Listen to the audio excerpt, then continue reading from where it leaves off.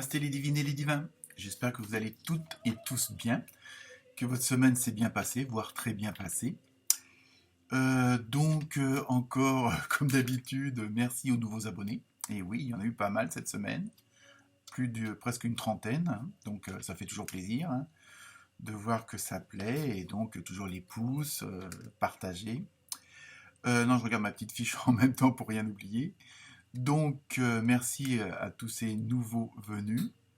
Bon anniversaire à tous ceux qui vont le fêter cette semaine, c'est-à-dire les cancers. Donc on doit être pratiquement en deuxième décan. Je vous rappelle que l'horoscope pour l'été 2021 est toujours disponible. Donc vous pouvez le retrouver dans les vidéos un peu plus bas sur la page de présentation. Ensuite, petite nouveauté cette semaine, hein, comme d'habitude, vous aurez votre signe polaire opposé, hein, donc ça je vais vous le signaler à chaque fois.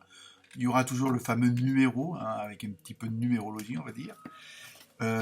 Comme d'habitude aussi, les animaux sauvages, l'oracle des animaux sauvages, avec la symbolique, hein. Et pour changer, alors on va faire un petit jeu comme ça. Je vous indiquerai aussi une lettre, hein, qui est sortie.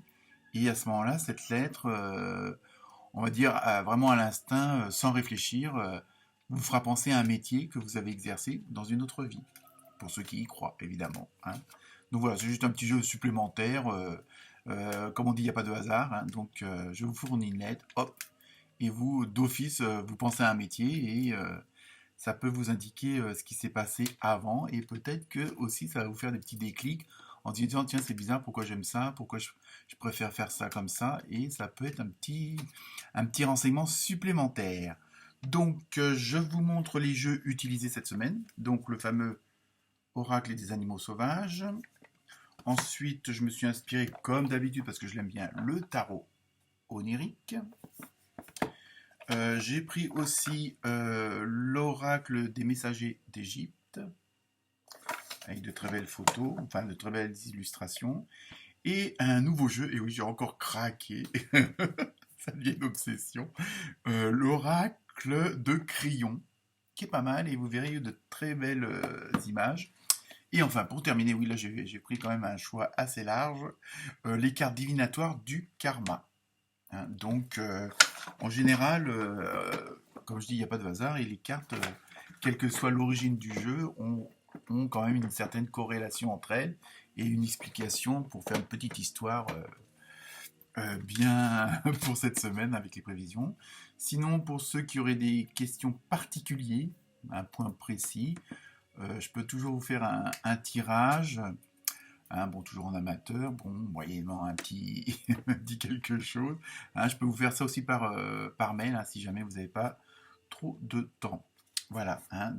Et puis bonnes vacances à ceux qui sont en vacances et qui vont quand même regarder leur, leur horoscope, celui de leur ascendant, hein, toujours comme d'habitude, prenez que ce qui vous parle, que ce qui résonne en vous, hein, mais c'est bon, faut pas, c'est comme ça, il n'y a pas de but précis, mais bon, voilà, ça vous permet parfois, on est en train de se poser une question, une situation qui est un petit peu délicate, ça peut toujours rassurer, puis ça peut toujours aussi orienter, hein. Comme je vous dis, il n'y a pas de hasard. J'essaye de vous transmettre au mieux les informations.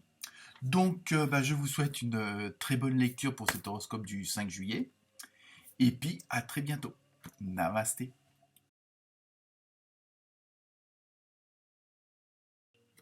Namasté les bélières et les béliers. Donc, pour vous, cette semaine, votre signe opposé, c'est toujours la balance, hein. Bon, ceux qui connaissent vont dire que je me répète, mais bon, c'est pour les nouveaux qui arrivent et qui ne connaissent pas. Votre lettre, attention, c'est le B. Donc, vous voyez à quel métier ça pourrait, qui vient comme ça, instantanément, hein, réfléchissez pas. Sinon, au niveau de la numérologie, vous avez eu le 11. Donc là, le 11, on pourrait le transformer en 2, mais bon, c'est aussi bien précis, les deux 1. Donc là, c'est tout ce qui concerne votre force. Vous avez une grande force, il y a ce côté un peu autoritaire, un peu obstiné, têtu. Bon, ça, c'est un peu aussi dans le signe des béliers et des bélières, mais dans le bon sens du terme, hein, il ne faut pas le prendre mal. Et donc, je vous présente les cartes. Donc, un très beau papillon. Donc, on va voir la symbolique après, mais bon, je pense que vous commencez à vous en douter un petit peu la chenille qui se transforme. Pour le tarot onirique, vous avez eu la lune et l'empereur.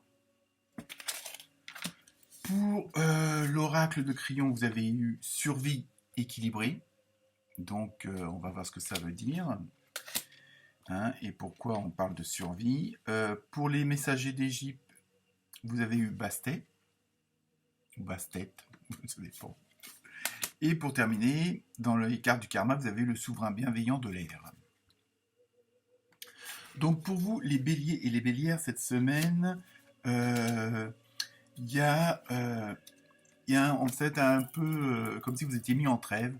Hein, il y a une sorte de, comment dire, de repos un peu forcé, hein, on va dire, pour X raisons, hein, que ce soit les vacances, bon, ou si vous êtes fatigué, enfin des choses comme ça.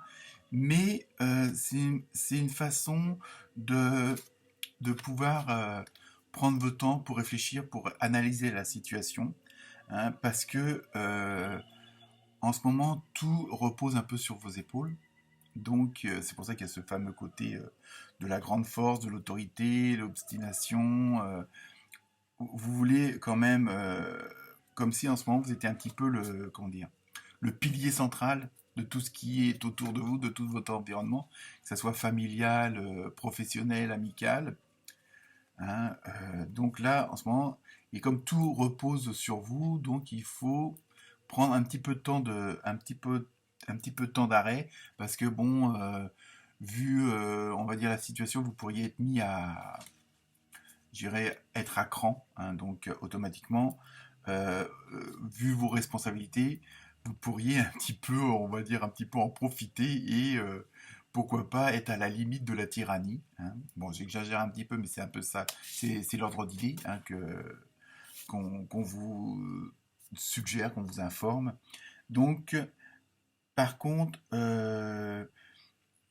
il faut que vous essayiez de trouver une stabilité en même temps. Alors c'est pour ça qu'on vous fait faire, si c'est dans vos possibilités de faire cette trêve, justement pour pouvoir un peu retrouver votre équilibre, retrouver votre souffle, hein, parce que vu qu'en ce moment vous êtes comme je disais tout à l'heure, le pilier, hein, donc de la situation, hein, que ce soit avec vos collègues, vos employés, votre famille.